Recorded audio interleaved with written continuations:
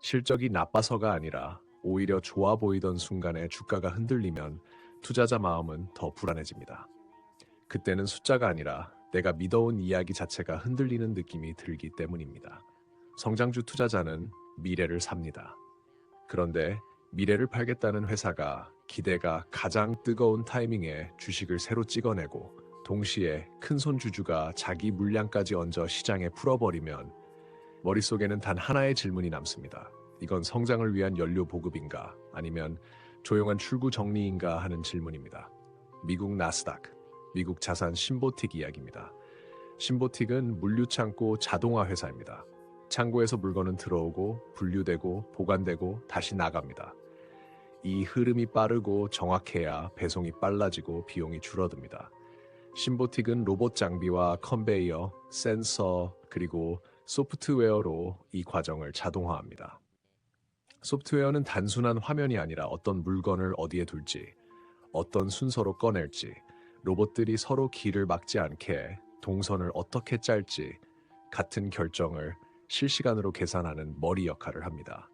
그래서 신보틱은 자동화라는 큰 흐름을 타는 성장주처럼 보이기 쉽습니다.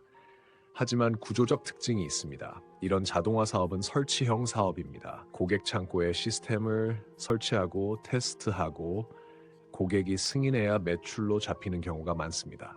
여기서 매출 인식이 중요합니다. 매출 인식은 돈이 들어오는 순간이 아니라 회계상 매출로 공식 기록되는 시점입니다.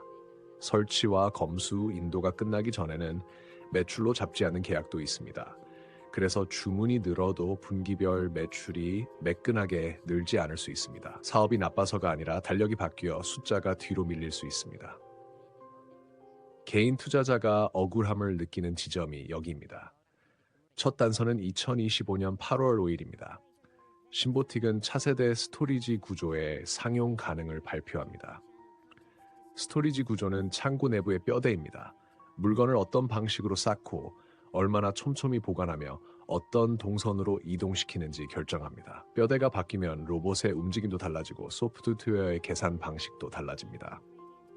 차세대 구조가 성공하면 같은 공간에서 더 많은 물건을 더 빠르게 처리할 수 있고 고객은 비용을 줄일 수 있습니다. 투자자에게는 좋은 뉴스입니다. 경쟁력이 높아지고 수주가 늘 가능성이 있기 때문입니다.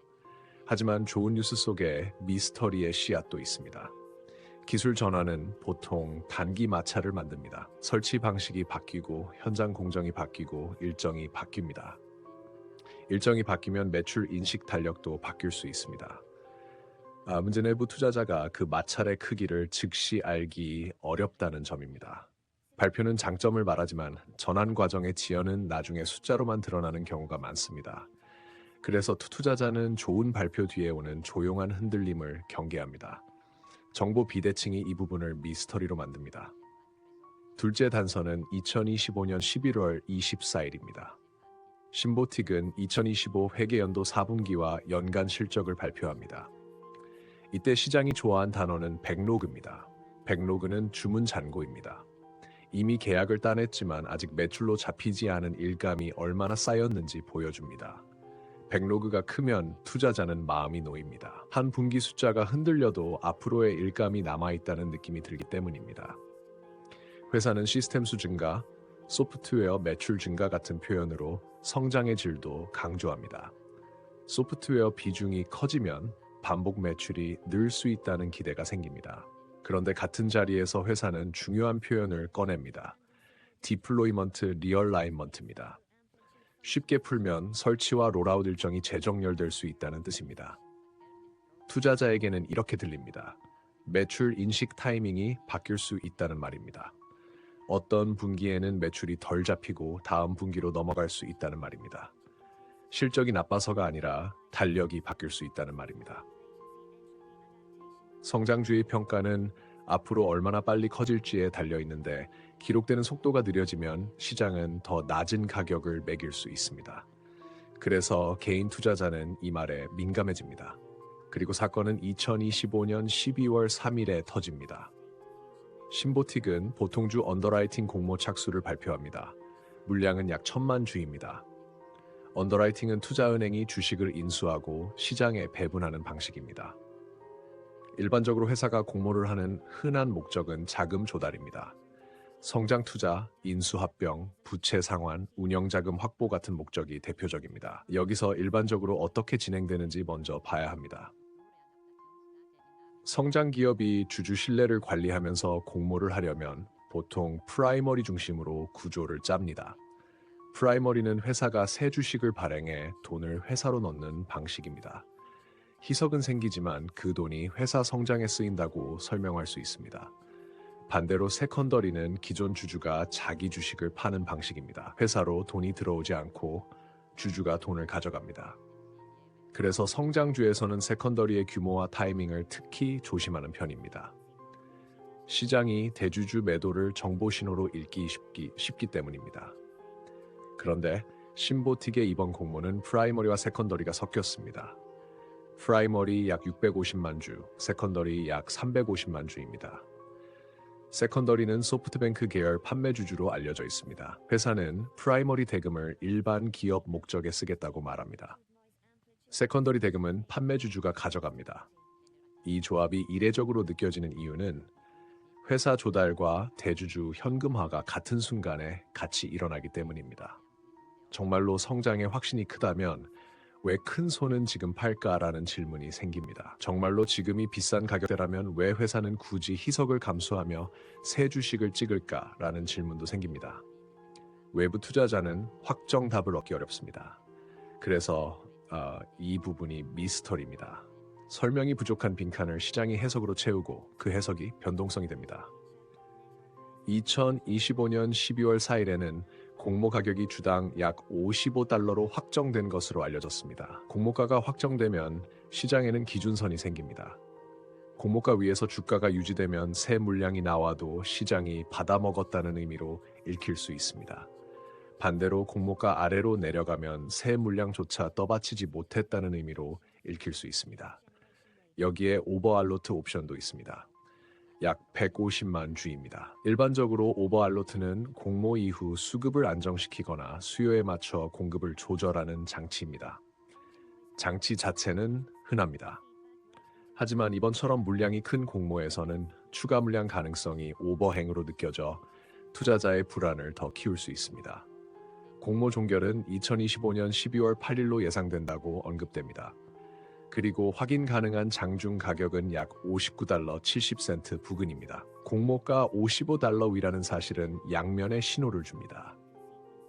한편으로 시장이 물량을 완전히 거부하지 않았다는 신호입니다.